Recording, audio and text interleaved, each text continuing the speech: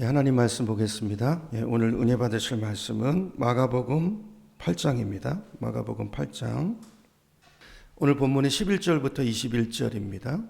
우리 같이 합독해서 읽겠습니다. 시작. 바리새인들이 나와서 예수를 힐난하며 그를 시험하여 하늘로부터 오는 표적을 구하거늘 예수께서 마음속으로 깊이 탄식하시며 이르시되 어찌하여 이 세대가 표적을 구하느냐. 내가 진실로 너희에게 이르노니 이 세대에 표적을 주지 아니하리라 하시고 그들을 떠나 다시 배에 올라 건너편으로 가시니라. 제자들이 떡 가져오기를 잊었음에 배에 떡 한 개밖에 그들에게 없더라. 예수께서 경고하여 이르시되 삼가 바리새인들의 누룩과 헤롯의 누룩을 주의하라 하시니 제자들이 서로 수군거리기를 이는 우리에게 떡이 없음이로다 하거늘 예수께서 아시고 이르시되 너희가 어찌 떡이 없음으로 수군거리느냐. 아직도 알지 못하며 깨닫지 못하느냐. 너희 마음이 둔하냐. 너희가 눈이 있어도 보지 못하며 귀가 있어도 듣지 못하느냐. 또 기억하지 못하느냐. 내가 떡 5개를 5,000명에게 떼어줄 때 조각 몇 바구니를 거두었더냐. 이르되 12이니이다. 또 7개를 4,000명에게 떼어줄 때 조각 몇 광주리를 거두었더냐. 이르되 7이니이다. 이르시되 아직도 깨닫지 못하느냐 하시니라. 아멘. 자, 오늘 말씀의 제목은 아직도 깨닫지 못하느냐라는 제목입니다. 오늘 본문에 나오는 말씀 그대로인데요. 예수님께서 깊은 주님의 탄식과 슬픔과 안타까움이 배어있는 말씀이죠. 그죠? 제자들을 보면서 특별히 아직도 너희들이 나를 따라다닌 지가 얼만데 그 기간이, 그리고 얼마나 많은 기적들을 보았는데 아직도 그렇게 깨달음이 없느냐. 그죠? 아직도 그죠? 하나님의 음성을 듣지 못하느냐. 주님께서 탄식하는 모습을 볼 수 있습니다. 이런 주님께서 왜 탄식하고 계십니까? 마땅히 변화해야 될 사람들이 변하지 않기 때문이에요. 그죠? 마땅히 자라야 될 믿음이 자라지 않고 있기 때문이에요. 혹시 이것이 오늘 나를 향한 주님의 탄식은 아닌지, 오늘 말씀을 통해서 우리 신앙생활을 오늘 제자들과 비교해 보면서 오늘 내가 뭐가 변해야 되는지, 오늘 나의 문제가 있다면 뭐가 문제인지 이 본문을 통해서 주님이 나에게 말씀하시는 있을 거거든요. 그걸 각자가 듣고 깨닫는 예배가 되기를 소망합니다. 자, 뭐가 변하지 않는가? 제자들의, 그걸 오늘 먼저 살펴보려고 하는데요. 자, 오늘 이제 8장 말씀이 이제 너무 본문이 길어서 제가 중간에 잘라서 11절부터 읽었는데요. 8장 서두에 앞부분에 가보면 7병2여의 기적이 기록되어 있어요. 우리가 얼마 전에 5병2여의 기적도 살펴봤었잖아요. 그것과 비슷한 사건입니다. 여러분, 5병2여의 기적이 보통 기적입니까? 7병2여의 기적도 마찬가지로 얼마나 놀라운 기적이죠. 그죠? 작은 도시락 하나 가지고 4,000명을 먹이고 남기는 이 놀라운 기적이, 이게 하나님이 아니면 하실 수 없는 일이잖아요. 자, 그런데 제자들은요, 그 엄청난 기적의 사건을 2번이나 연거푸 봤는데도 불구하고 또 그것 말고도 얼마나 많은 하나님의 능력들을 경험했습니까? 그런데도 유감스럽게도 자, 그런 은혜를 입고 많은 사건을 봤는데도 변화가 없어요. 생각의 변화가 없고 말의 변화가 없고 믿음의 변화가 없다는 거, 이게 주님 보실 때 너무 충격적인 거예요. 그래서 오늘 그 말씀을 하시는 거예요. 13절로 가볼까요? 오늘 본문 13절로 가보시면 마가가 이렇게 기록합니다. 그들을 떠나 다시 배에 올라가 어디로 갔습니까? 이제 건너편으로 건너갔다는 거예요. 건너가면서 보니까 제자들이 보니까 떡 가져오는 걸 깜빡 잊어버린 거예요. 배에 떡이 한 개밖에 없더라, 이렇게 기록되어 있죠. 자, 여기서 사역을 마치고 이제 반대편으로 배를 타고 저편으로 건너갔는데 깜빡 잊고 그냥 점심 도시락을 안 챙겨왔네. 그걸 이제 깨닫게 된 거죠. 자, 그 상황을 보고서 그들이 어떻게 반응합니까? 16절로 가보세요. 16절에 보면 제자들이 식사 때가 되니까 또 뭘 먹을까, 무엇을 마실까, 이 문제를 가지고 걱정하고 고민하고 염려하고 있더라는 거예요. 16절 보세요. 제자들이 서로 수군거리면서 우리에게 떡이 없음이로다, 그렇게 말하죠. 그럼 주님께서 15절에 어떤 말씀을 하신 거에 대한 이게 16절이 제자들의 반응이냐면 15절에 주님이 어떤 말을 하십니까? 15절 보세요. 뭐라고 말씀하죠? 삼가 바리새인의 누룩과 헤롯의 누룩을 주의하라, 누룩 얘기를 하시잖아요. 그러니까 제자들이 얼핏 그 누룩 이야기를 듣고 그 말을 어떻게 알아들은 것입니까? 떡 얘기를 하시나 보다. 떡. 누룩 끓으니까 이제 떡이랑 연관이 돼 있으니까 우리가 떡을 안 거저와가지고 주님이 뭐라고 하시는구나 수근수근 거리면서 걱정을 하는 모습을 마가가 기록해 놓고 있어요. 여러분 놀랍지 않나요? 아니 방금 전에 7병의 기적을 받고 또 얼마 전에 5병의 기적을 통해서 하나님의 예수님이 누구신가를 봤잖아요. 경험했잖아요. 그죠? 그럼에도 불구하고 제자들은 깨닫지를 못해요. 교훈을 얻지 못해요. 돌아서면 금방 잊어버립니다. 그리고 또 아무것도 없는 광야에서 어린아이 작은 도시락을 가지고 그 많은 사람들을 먹이는 기적을 베푸시고 그리고도 남게 거두게 하셨고 한 번으로도 부족해서 또 그와 같은 역사를 이루셨다면 먹을 것이 없어도 환경만 바라보는 게 아니라 그렇지 주님이 계시지, 주님이 그렇게 역사하셨지, 주님이 살아계시지, 그분이 나와 함께 계시지, 주님이 보여야 되는데 이게 계속해서 안 보여요. 그리고 다 자기 생각, 자기 계산으로 계산을 이렇게 주판 튕겨보다가 상황이 안 되는 것 같으면 염려하고 걱정하고 큰일 났네, 여기 어디 가서 먹을 거 구할 데도 없는데 여전히 탄식하고 염려하는 제자들의 모습을 성경이 기록해 놓고 있어요. 여러분 이 모습을 보면서 어떤 생각이 드십니까? 저는요 제자들의 이 모습이 낯설지가 않은 거예요. 꼭 누구를 보는 것 같아요? 제 모습을 보는 것 같고 우리 모습을 보는 것 같더라는 거예요. 여러분 마태복음 6장 31절에 보면 주님이 뭐라고 말씀합니까? 제가 읽어볼게요. 그러므로 염려하여 이르기를 무엇을 먹을까 무엇을 마실까 무엇을 입을까 하지 말라. 이는 다 누가 구하는 거예요? 이방인이 구하는 거예요. 근데 너네는 내 자식이 아니냐? 네가 내 아들이야 내 딸이야 이놈아. 내가 책임지지. 그거 걱정하지 말고 33절 너는 뭐 걱정하라고요? 먼저 그의 나라와 의를 구해. 그러면 그거는 내가 공급해 줄게. 내가 너의 아빠야. 그 얘기 하시는 거잖아요. 34절에 뭐라고 말해요? 그러므로 내일 일을 위하여 염려하지 말라. 그러므로는 뭐예요? 네가 내 아들이다 그 말이잖아요. 내가 네 아빠다. 그러니까 염려하지 마. 그건 아빠 없는 고아들이 염려하는 거잖아. 그 얘기를 하신단 말이에요. 여러분 주님께서 얼마나 성경에 염려하지 말라, 걱정하지 말라 이 말이 몇 번 나온다고요? 375번 나온다잖아요. 뭘 말해요? 1년이 365일인데 우리가 1년에도 한 번 이상씩 맨날 염려하고 걱정하고 사니까 하나님이 매일 이 말씀을 주신단 말이에요. 오늘 우리에게도 거듭거듭 약속하시고 말씀을 주시고 또 체험도 주시고 그러는데도 불구하고 우리는 말씀을 읽을 때는 아멘은 잘해요. 근데 그래놓고 또 돌아서면 제자들처럼 행동한단 말이에요. 금방 잊어버리고 또 걱정해요. 뭘 먹을까 뭘 마실까. 환경만 조금 어려워지면 더 어려울 때도 하나님이 살려주셨잖아요. 광야 같은 인생길을 주님이 여기까지 이끌어 주셨잖아요. 근데 조금 어려운 일이 생기면 또 뭘 먹을까 뭘 마실까 어떡하지 큰일 났네. 그 생각이 우리를 떠나지 않는 이게 제자들의 모습일 뿐 아니라 우리 모습이더라는 거죠. 여러분 제자들이 예수님 열심히 따라다녀요. 우리도 그렇습니다. 믿음 생활 안 하는 거 아니에요.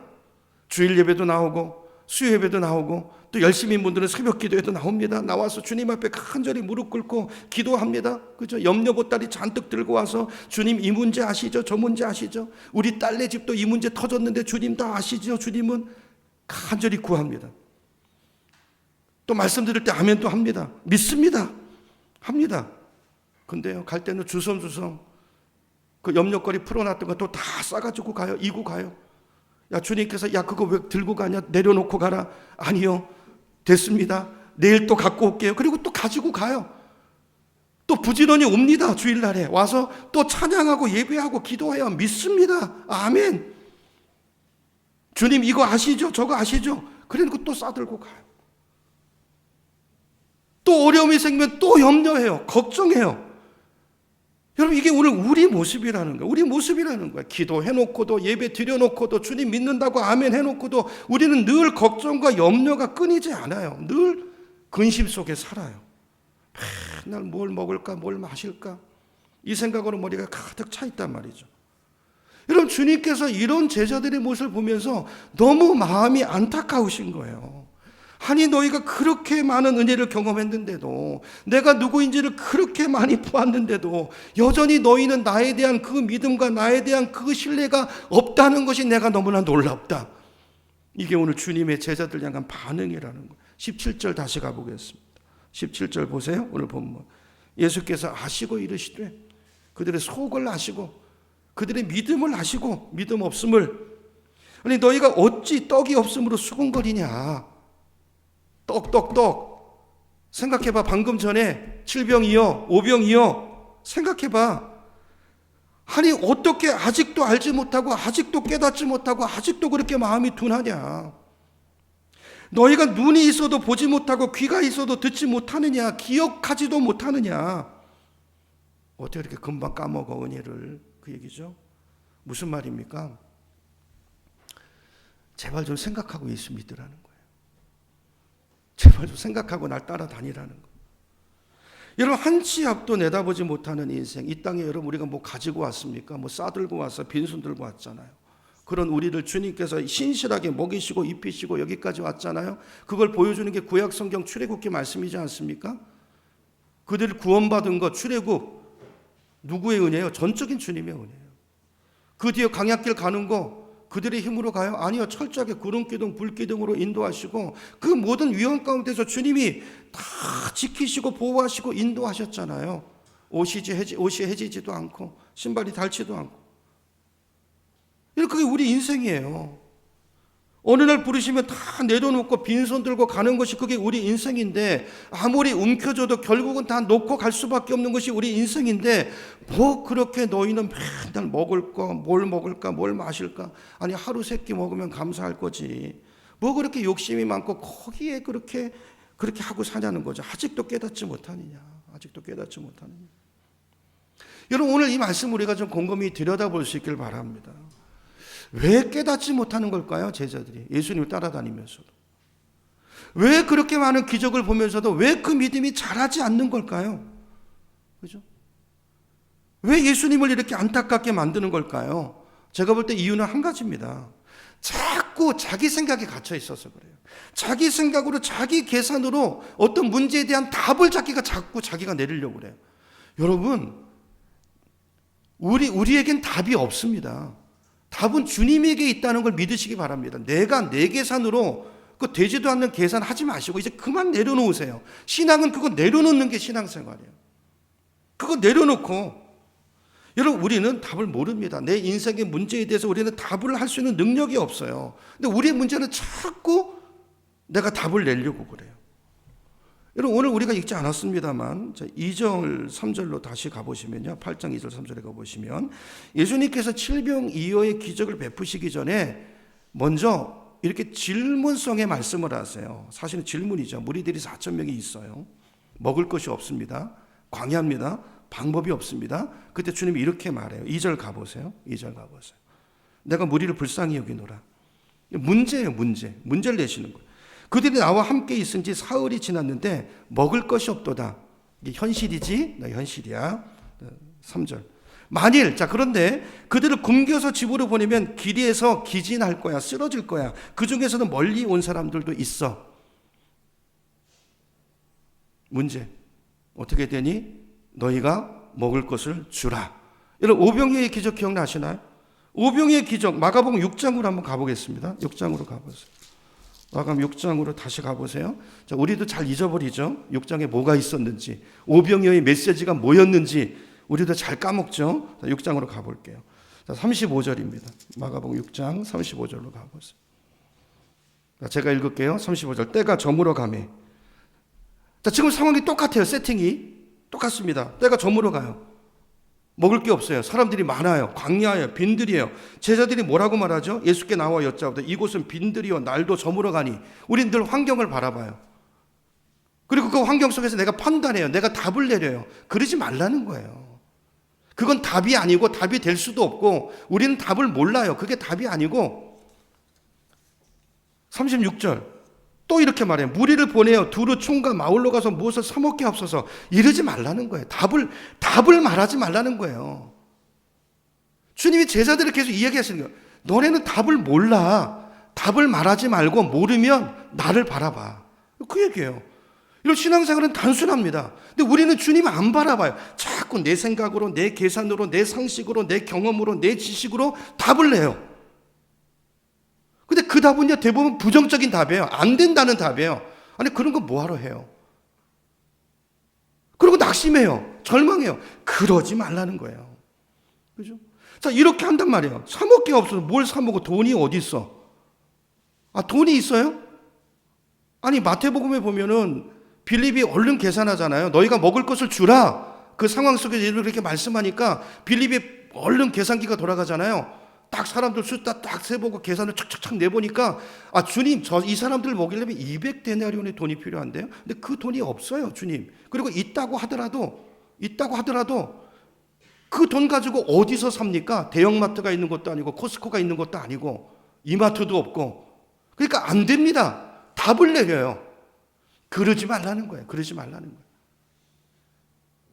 너한테 답이 없는 거지, 답이 없는 게 아니고 주님께 답이 있으니까 나를 바라봐라. 이게 오늘 주님의 이 오병이어와 칠병이어를 통해서 우리에게 주시는 메시지란 말이에요. 그죠? 37절 가보세요. 마가복음 6장 37절. 제가 드린 말씀이죠. 대답하여 이르시되 너희가 먹을 것을 주라 그러시잖아요. 그때 빌립이 빨리 계산하죠. 이런 거 하지 말라는 거, 이런 거. 주님이 말씀하시면 주님을 바라보세요. 내가 계산하지 말고. 내 계산으로 하면요, 순종할 수 없습니다. 주님은 우리를 그렇게 인도하시거든요. 하나님의 일은 내 계산으로 되지 않습니다. 주님이 말씀하셨으면 주님께 방법이 있습니다. 나를 바라보라는 거예요. 너에게 없어, 답은. 필립이 계산해요. 주님, 이 사람들 다 먹이려면 적어도 200데나리온이 필요합니다. 무슨 말이 안 된다 그 말이죠. 계속 우리는 안 된대요. 지금 그 돈도 없고요, 가게도 없어요, 마트도 없어요. 불가능합니다. 안 됩니다. 근데 빌립에겐 답이 없지만 주님에겐 답이 있었습니까? 없었습니까? 있었단 말이야. 이걸 잊지 말라는 거예요. 이걸 기억하라는 거예요. 그게 오병이어 기적을 통해서 하나님이 주신 교훈이고 메시지란 말이에요. 자, 그리고 나서 똑같은 상황이 왔어요. 여러분, 교육은요, 반복입니다. 반복. 왜냐면 우리 잘 까먹으니까. 그죠? 까먹어요. 그래서 똑같이 세팅해놓고 똑같은 상황이 왔어요. 똑같은 질문을 하십니다. 질문을 하시는 이유가 뭐죠? 자, 얼마 전에 기억하라는 거죠. 기억하라는 거. 얼마 전에 오병이어 사건을 기억해. 그거 예시 문제였잖아. 그거 내가 보여줬지. 그리고 이 문제를 풀어봐. 근데요, 다 까먹었어요. 오병이어가 뭐였지? 몰라요. 주님께서 이 질문을 하시는 데는 이제 좀 생각이 달라졌겠지. 믿음이 좀 성장했겠지. 그걸 통해서 이 문제를 풀라고 먼저 주셨는데, 예상 문제도 주시고 그리고 이 질문을 하는데 그 기대를 가지고 물어봤는데 제자들은 몰라요. 제자들은 뭐라고 대답하는가? 4절로 가보겠습니다. 4절. 자, 오늘 다시 이제 본문은 8장으로 가서요. 4절로 가보세요. 6장에 그 경험을 주시고 예상 문제를 다 보여주시고 문제 풀어주시고, 자, 두 번째 문제를 주셨단 말이에요. 테스트하려고 믿음을. 자, 그랬더니 4절. 제자들 뭐라고 대답합니까? 제자들이 대답하되 이 광야 어디서 떡을 얻어 이 사람들로 배부르게 할 수 있으리까? 된다는 거 안 된다는 거? 안 됩니다. 대답이 같아야 틀려요. 똑같습니다. 답이 있다는 거 없다는 거? 없다는 거예요. 맞습니다. 없습니다. 너한테는 없어. 근데 문제가 그게 아니었잖아. 자기 수준에서 답을 말해요. 믿음이 잘한다는 게 뭘까요? 이러던 사람이 자기 생각이 그렇지만, 그죠? 주님을 얼른 바라보는 거예요. 주님 앞에 엎드리는 거예요. 주님이 뭐라고 말씀하시니 거기에 관심을 갖는 거예요. 계산하고 있는 그 시간에 기도하는 거예요. 통계 뒤적거리는 시간에 주님의 말씀을 찾는 거예요. 그게 믿음이 잘하는 거예요. 그 사람이 하나님의 역사를 경험해요. 근데 오늘 제자들은 그 수준으로 못 나가요. 이게 제자들의 문제고 이게 오늘 우리들의 문제라는 거예요. 오늘 본문은요, 자, 이 문제의 원인이 어디 있느냐를 주님이 밝히시는 거예요. 여러분, 주님을 계산해 놓지 않으면 제자들의 답이 맞습니다. 우리들도 그렇게 얘기해요. 그리고 우리가 내가 옳다고 생각해요. 근데 신앙생활은 그걸 훨씬 초월하는 것입니다. 여러분, 그래서 여러분 성경을 보면 이스라엘 구원하신 다음에 출애굽한 다음에 하나님이 바로 약속의 땅으로 안 데리고 가시고 밑으로 돌리십니다. 광야로. 광야를 왜 돌리실까요? 광야는요, 내 계산이 통하지 않는 곳이에요. 여러분 예수님 믿으시죠? 그러면 여러분 예수님 믿고 예수님 영접한 그 다음에 여러분을 광야로 돌리세요. 기억하셔야 될 것은 그 광야는요, 여러분 전에 여러분 계산이 잘 통하셨죠? 근데 그 땅은 계산이 안 통해요. 여러분 계속 계산해 보세요. 되나? 하나님 그런 곳에 갖다 놓으시는데 뭐. 여러분한테는 답이 없어요. 그러니까 주님 바라보라는 거예요. 주님 나를 바라보라는 거예요. 거기서 주님 우리를 훈련하시고 우리 믿음을 세우시는 거예요. 그리스도인은 어떻게 사는 사람인가를 광야에서 가르치시는 거예요. 우리가 기억해야 되는 것은 우리가 가는 길은요, 늘 답이 없는 곳이에요. 광야는 내 수준으로 살 수 없는 곳이에요. 근데 중요한 것은 그래서 하나님이 함께 가세요. 앞서 가세요. 주님을 보고 광야에서 이스라엘 백성이 해야 될 가장 중요한 유일한 것은 항상 구름 기둥이 어딨나 불 기둥이 어딨나 성막을 중심으로 하나님 중심의 삶을 사는 것, 그것이 유일한 대안이고 그게 정답이에요. 정답.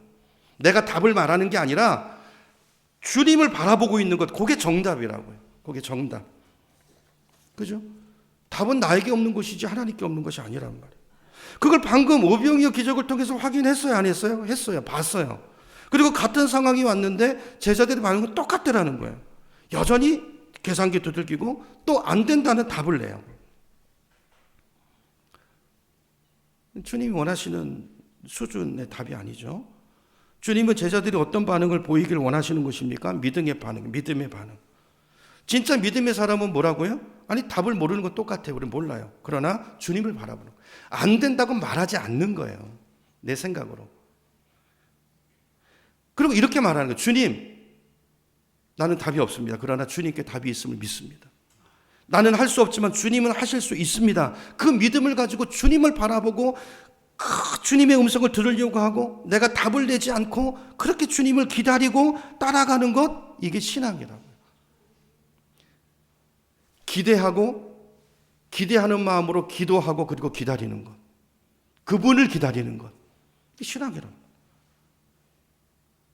다시 말씀드릴게요. 교육은 반복이라고 했으니까. 여러분 우리는 아무리 계산해도 답이 안 나옵니다. 아니 어떻게 이 빈들에서 4,000명을 먹일 수 있어? 내 힘으로 불가능하죠. 그죠? 계산이 안 나옵니다. 그게 당연합니다. 맞습니다. 근데 우린 답이 없지만 지난번 오병이어의 기적을 보니까 주님께는 답이 있어요? 없어요? 있어요. 있다는 그 믿음을 가지고 살라는 거예요. 여러분 믿음의 체험이 있으시잖아요. 그죠? 믿음의 말이 안 나오면 최소한 안 된다는 말이라도 하지 말고 입을 닫고. 그래서 주님이 보세요. 여리고성을 무너뜨릴 때도 주님 명령하신 게 뭐예요? 입 다물어. 옆 사람이랑 얘기하지 마. 그리고 내가 하는 일을 봐. 그거예요.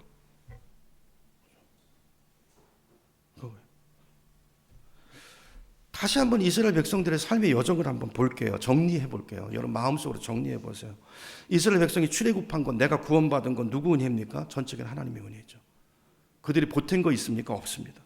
자, 그리고 이제 광야길을 걸어가는데 그 길도 누가 인도해요? 하나님이 인도해요. 우리가 갈 때는 위로 그 왕의 길로 편하게 가고 싶지만 아니, 그 하나님 뜻이 아니에요. 밑으로 돌리세요. 내 인생의 결을, 나의 길을 누가 하세요? 그가 하시나니. 그가 하시나니. 구름 기둥과 불 기둥으로 하나님이 인도하신단 말이에요. 자, 그럼 이스라엘 백성이 할 일은 뭐라고요? 구름 기둥을 잘 보는 거예요. 잘 보는 거예요. 거기에 집중하는 거예요. 그리고 하나님 중심의 삶을 사는 거예요. 기도와 말씀으로. 그것이 광야길을 잘 걸을 수 있는 유일한 비결이라는 거예요. 다시요, 광야는 내 생각과 내 계산이 죽는 곳입니다. 내 모든 초점과 내 모든 시선을 주님께 두고 갈 때만 걸어지는 곳이고 이루어지는 곳이고, 그 훈련을 하는 것이 거듭거듭 반복하는 것이 바로 광야라는 거예요. 그런데 이스라엘 백성들은 어떻게 합니까? 자꾸 자기들이 답을 내려고 해요. 뛰쳐나가요. 그 길을.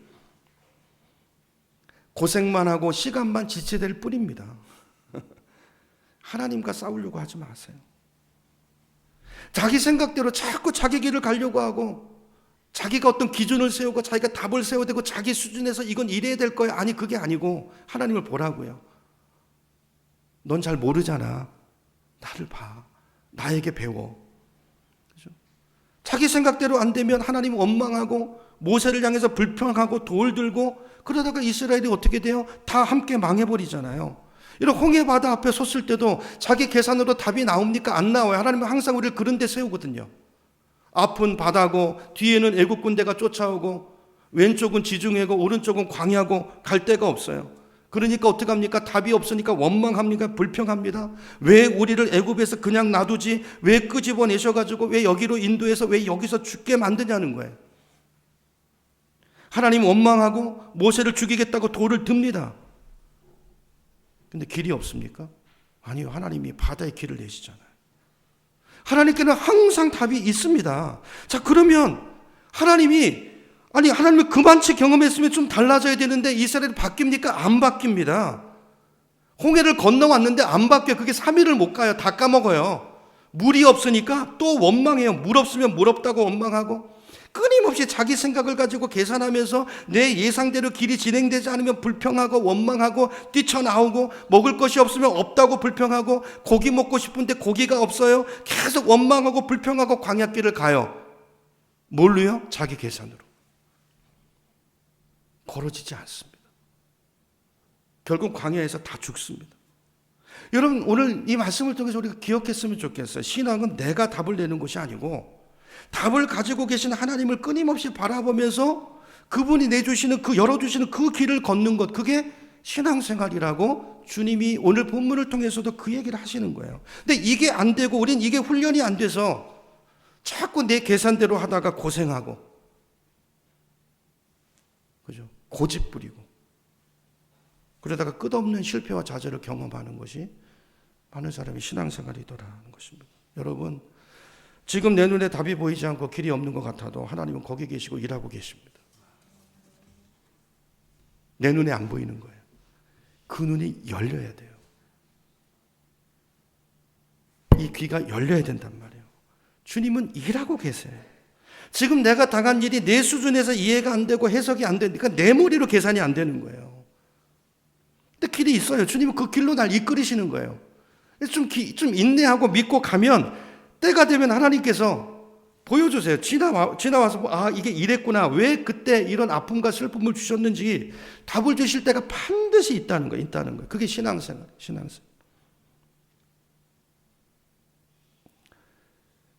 여러분 오늘 이 교훈을 우리가 잘 얻고 제자들과 같은 우리를 범하지 않을 수 있는 우리가 되기를 축복합니다. 자, 그럼 마지막으로 그렇다면 우리가 한 가지 풀어야 될 숙제가 있어요. 그렇다면 왜 제자들은 그렇게 주님을 3년 따라다니고 그렇게 많은 기적을 봤는데도 왜 믿음이 안 자라고 예수님을 계속 탄식하게 만드는 걸까? 이게 또 왜 우리의 모습이어야 되는 걸까에 대한 답을 얻는 게 중요하잖아요. 그 이유가 뭘까? 왜 제자들은 못 깨달을까? 예수님께서 그 답을 오늘 본문에서 말씀하세요. 그게 15절입니다. 15절로 한번 가보겠습니다. 15절 찾으셨죠? 우리 15절을 같이 큰 소리로 한번 같이 읽겠습니다. 시작. 예수께서 경고하여 이르시되 삼가 바리새인들의 누룩과 헤롯의 누룩을 어떻게 하라고요? 주의하라. 그래서 주의하라. 누룩을 조심하라. 누룩. 왜 우리가 둔하고 왜 깨닫지 못하냐면 우리 속에 들어와 있는 누룩 때문이라는 거예요. 누룩. 그걸 두 가지 누룩을 이야기해요. 여러분 누룩이 뭐죠? 성경에서 누룩은 죄를 상징하는 단어입니다. 죄. 여러분 그 밀가루 반죽 빵 이런 거 해보셨잖아요. 반죽을 넣고 그 안에다가 누룩을 탁 집어넣으면 어떻게 됩니까? 온 반죽이 다 부풀어 오르잖아요. 그죠? 죄가 바로 그와 같다는 거예요. 너희들이 바리새인의 누룩과 헤롯의 누룩을 조심해야 된다. 그 누룩이 너희 삶에 영향을 끼치지 않도록 잘 차단해야 돼. 그죠? 그렇지 않으면 그 누룩이 그 죄가 너희들의 신앙을 어떻게 만들어 버린다고요? 온통 죄로 문들어 버리고 온통 오염되게 만들어 버린다는 거예요. 말씀이 역사하지 못하도록. 두 가지를 조심하셔야 돼요. 저와 여러분도. 그럼 이게 뭔가를 알아야 되겠죠. 그럼 첫째, 그럼 바리새인의 누룩은 뭘까요? 바리새인의 누룩은 외식입니다. 외식. 여러분 외식이 뭐죠? 밖에 나가서 밥 먹는 건가요? 외식이 뭔가요? 외식의 정확한 뜻을 알려드릴게요. 외식은요, 내가 어떤 답을 정해놓고 그 기준에 따라서 사람을 판단하는 것을 외식이라고 그래요. 어떤 틀을 정해놓고. 그리고 나도 그 틀 안에, 내가 정해놓은 그 틀 안에 딱 들어가 있고 마치 내가 경건한 것처럼 착각하는. 근데 그게 본질은 아닐 수 있어요. 예를 들면 안식일을 거룩하게 지키라는 말씀, 계명, 율법이 있어요. 자, 그럼 문제는 어떻게 하는 것이 거룩하게 지키는 걸까요? 추상적이잖아요, 조금. 이 율법을 안식일을 거룩하게 지키라는 답을 많은 경우는 자꾸 내가 정한단 말이에요. 이게 내가 정하는, 내 계산으로. 안식일 날에는 하나님이 일하지 말라고 했으니까. 그죠? 그러면 어디까지가 일이고 어디까지가 일이 아닐까? 이걸 자꾸 눈에 보이는 걸로 정해요.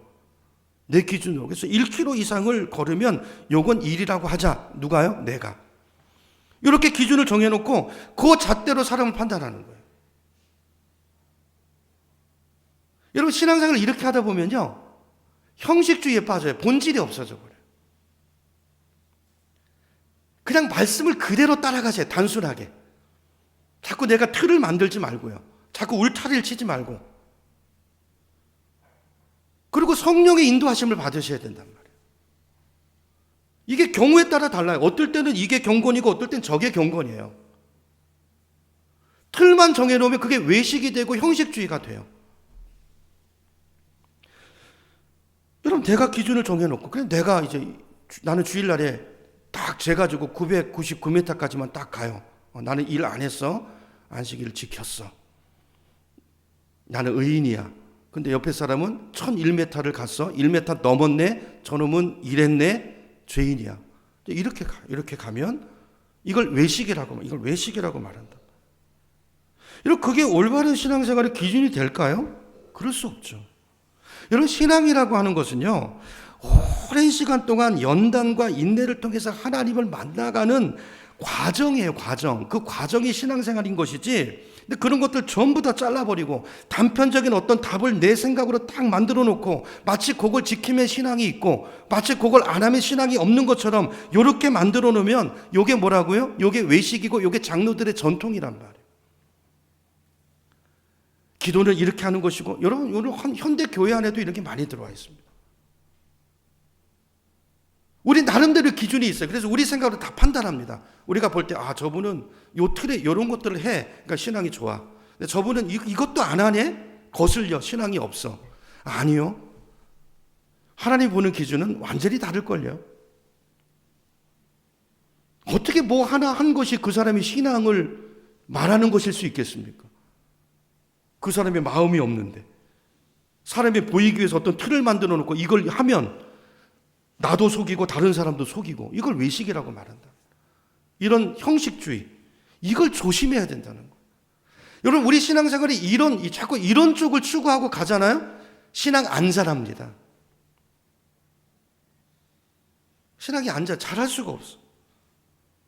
그렇게 되지 않도록 조심하는 저와 여러분 되기를 축복합니다.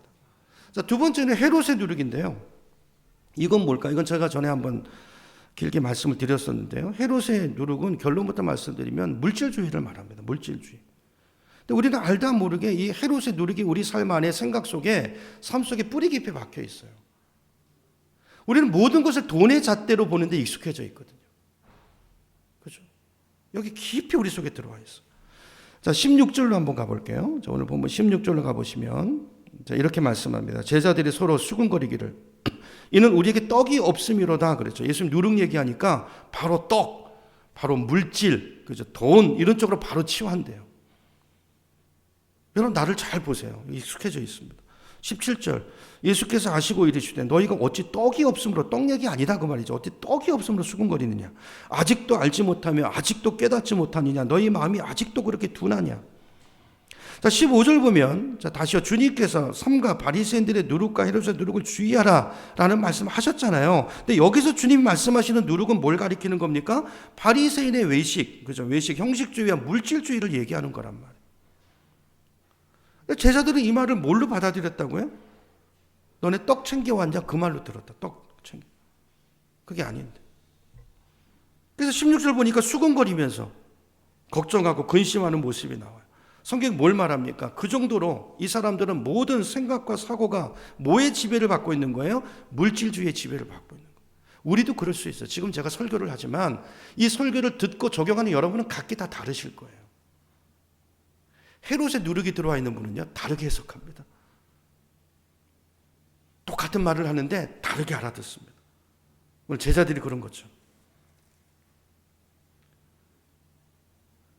아니, 이 누룩에 지배되어 있으면 어떤 말씀을 하셔도 이들은 전부 다 귀결은 어디로 가요? 돈으로 가더란, 돈으로.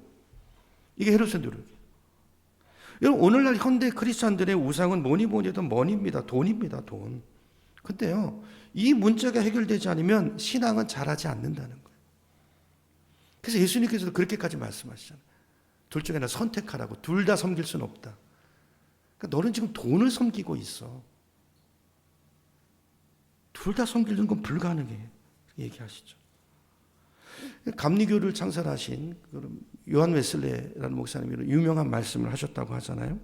나는 지갑이 회개하지 않은 사람은 그 사람의 회개는 난 절대 믿지 않는다, 신뢰하지 않는다라는 이야기를 하셨어요. 그만큼 많은 사람들이 돈 문제와 헌금 문제에 걸려서 믿음을 떠나고 시험에 든다는 거예요. 그러니까 그러니까 그 사람의 모든 생각과 사고를 돈이 지배하고 있는 사람은 거기에 민감하게 반응한다는 거예요. 결국 그 사람은 그걸 숨기고 있는 거예요. 그러니까 그 문제가 걸리면 시험에 들어요. 여러분, 성경에 나오는 그 대표적인 사람이 부자 청년이잖아요. 부자 청년. 그 사람 예를 한번 보고 마칠게요. 자, 마가복음 10장으로 한번 가보겠습니다. 뒤로 조금만 가보시면 10장 17절로 가볼게요. 스크린은 없죠, 아마? 예, 조금 10장으로 넘겨보세요. 10장 17절로 가면 이제 재물이 많은 사람 이야기가 나오죠. 여러분 보세요. 제가 읽어볼게요. 17절입니다. 예수께서 길에 나가실새 한 사람이 달려와서 꿇어 앉아 묻사오되 선한 선생님이여 내가 무엇을 하여야 영생을 얻으리까? 주님 뭐라고 말합니까? 네가 어찌하여 날 선하다 하냐? 하나님 한 분에게는 선한 이가 없다. 19절 그래서 이렇게 말하죠. 네가 계명을 알잖아. 너 계명 알잖아. 살인하지 말라, 간음하지 말라, 도둑질하지 말라, 거짓 증언하지 말라, 속여서 빼앗지 말라, 네 부모를 공경하라 그랬잖아. 그랬더니 뭐라고 말해요? 20절 그가 여짜오되 선생님이여 이것은 어떻게 했다고요? 내가 어떻게 해요? 어려서부터 다 지켰나이다. 다 지켰대요. 이걸 다 지키는 사람이 있습니까? 다 지켰대요. 아니, 예수님은 마음으로 누굴 미워하는 것도 뭐라고 그랬어요? 살인이라고 그랬잖아요. 그것도 살인죄라고 말씀했는데 이 사람은 나는 율법을 다 지켰대요. 도둑질 한 적도 없고 살인한 적도 없고 마음으로 누굴 간음한 적도 없고 나는 부모도 공경했고 다 지켰다는 거예요. 여러분, 이 말을 보면 이 사람은, 이 청년은 지금 어떤 누룩에 빠져 있는 거예요? 어떤 누룩에 빠져 있습니까? 어떤 누룩이요? 바리새인의 누룩에 빠져 있는 거죠. 외식, 형식주의 신앙생활을 하고 있는 거예요. 자기 기준을 딱 정해놓고, 그죠? 나는 이거 했으니까 나는 이거 지켰어. 그 틀 안에 들어가 있는 거예요. 형식주의에 빠져 있어요. 몇 가지 기준을 지켜놓고 그러므로 나는 율법을 다 지켰어. 아니, 그거 말고 나는 그거 이미 다 통과했고 그거 말고 또 뭘 하면 됩니까? 이게 외식이라는, 외식. 근데 그게 아니고요. 다가 아니고요. 21절로 가보세요. 21절. 그러니까 이 사람이, 예수님께서 이 사람의 본질을 찌르죠. 너 다 지켰어? 21절. 예수께서 그를 보시고 사랑하여 이르시되 네가 내게 아직도 부족한 것이 있으니 가서 내게 있는 것을 어떻게 하라고요? 다 팔아. 민감한 걸 건드리죠. 그죠? 돈을 건드려. 네가 뭘 섬기고 있는가를 예수님 드러내시는 거예요. 다 팔아. 진짜 이렇게 하라는 얘기가 아니죠. 너의 문제가 무엇인가를 보라는 거예요. 다 팔아. 가난한 자들에게 주라. 그리하면 하늘에서 보화가 있으리라. 그리고 와서 나를 따르라 하시니.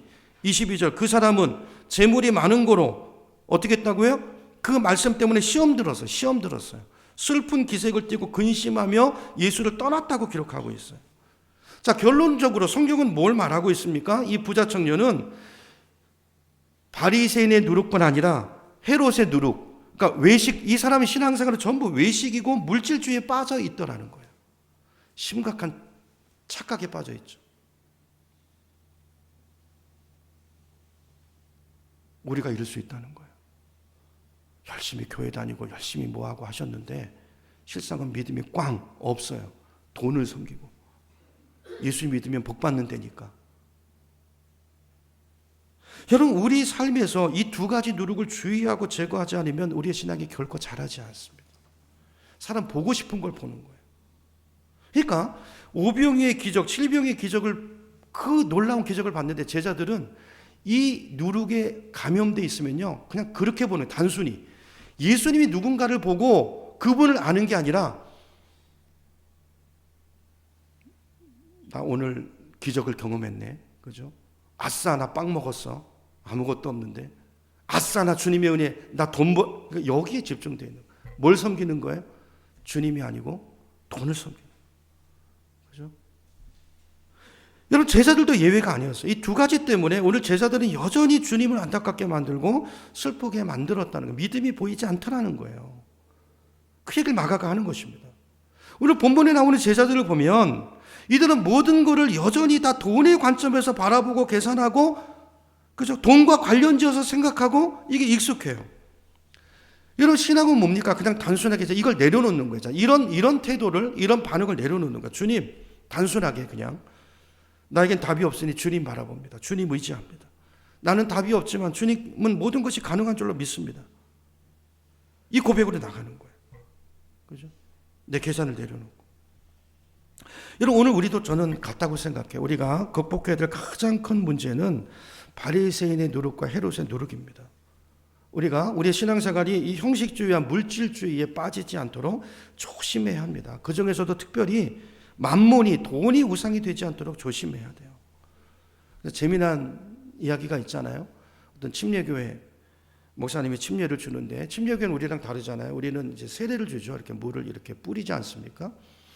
근데 침례교회는 담굽니다. 물속에 담근다 해서 이제 침례인데, 침례교회에서 이제 목사님이 어떤 성도님에게 세례를 주려고 성부와 성자와 성령의 이름으로 우리는 물을 뿌리는데 물속에 집어넣으려고 이렇게 잡고 이렇게 넣으려고 하니까 갑자기 침례받는 사람이 목사님 잠깐만요 그러더래요. 잠깐만요. 생각해보니까 제가 지갑을 안 꺼내놨습니다. 잠깐만 기다리세요. 지갑 꺼내놓고요. 그랬더니 목사님 그러셨다잖아요.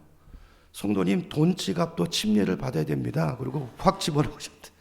확 집어넣었다 빼셨대. 무엇을 말합니까? 웃으라고 하는 이야기지만 메시지가 뭐예요? 우리 돈 지갑도 거듭나야 된다는 거예요. 우리 돈 지갑도 회개가 필요하다는 거예요. 아니, 어떻게 보면 그게 내 신앙의 삶의 가장 중요한 부분일 수 있다는 거예요. 이거 빼놓고, 이거 숨겨놓고, 하나님 이거는 건들지 마요. 노 타치. 다른 건 내가 해드릴게요. 헌금도 해드리고. 이거는 예수 믿는 거 아니라는 거예요. 예수 믿는 거는 말씀드리지만 주인을 바꾸는 거예요. 주님은 우리 것을 강탈해 가시는 분이 아니십니다. 우리 돈을 뺏어가려고 하시는 게 아니에요. 하나님 우리를 복 주시는 분이시잖아요. 중요한 것은 우리가 하나님의 사람으로 그래야 그게 변화돼야 진짜 그 사람이 거듭난 거고, 이게 돼야 우리 신앙이 성장하고 하나님을 경험할 수 있고 하나님의 은혜를 체험할 수 있기 때문에 이 과정을 통과하게 하시는 거예요. 그 다 하나님의 것인데 뭘 주님이 우리 돈 없으면 하나님을 못 하십니까? 그런 거 아니죠. 여러분, 오늘 주님께서 주일 예배를 드리는 저와 여러분을 바라보시면서 혹시 제자들을 바라보는 그 탄식이 오늘 우리를 바라보는 주님의 탄식이고 안타까움이 아닐지 우리 자신을 돌아보는 예배가 되기를 소망합니다. 주님 보실 때, 아니 저분은, 저 사람은 믿음 생활한 지 10년 지나고 20년이 지났는데도 여전히 자기 계산, 내 말이 안 들리고 자기 계산으로 아직도 신앙이 저거밖에 안 될까? 주님께서 혹시 우리를 보고 탄식하시지 않을까요?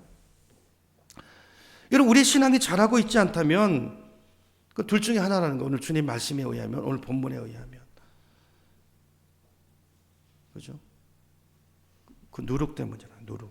두 가지의 누룩을 다시 한번 우리 마음에 새기고 오늘 말씀을 통해서 우리 각자에게 말씀하시는 주님의 음성을 듣는 예배가 되기를 소망합니다. 그래서 저와 여러분의 삶이 날마다 오병이어의 기적을 경험하는 놀라운 인생을 걸어가는 우리가 되기를 소망합니다. 주님은 기적이 상식이 되는 삶을 살도록 하기 위해서 그 장애물을 제거하시는 거예요. 그래서 때로 우리를 광야로 인도하시는 거예요. 그러므로 혹시라도 광야길을 걷고 있는 분이 있다면 염려하지 마세요. 여러분이 지금 인생이 내려가고 있는 게 아니고 그게 올라가고 있는 거예요. 진짜 하나님의 사람으로 서고 있는 거예요. 그 과정을 잘 지나시면 놀라운 다른 세계가 펼쳐질 거예요. 하나님과 함께 동행하는, 내 힘으로 사는 내가 아니라 이제 주님과 연합해서 주님의 능력으로 걸어가는 놀라운 새로운 삶이 시작되는 거예요. 그 하나님을 기대하며 그 놀라운 일을 오늘 우리 가운데 이루어 가시는 그 하나님을 찬양하고 감사하고 그 고난의 시간을 믿음으로 잘 이기시는 우리 모두가 되기를 주님의 이름으로 축원합니다.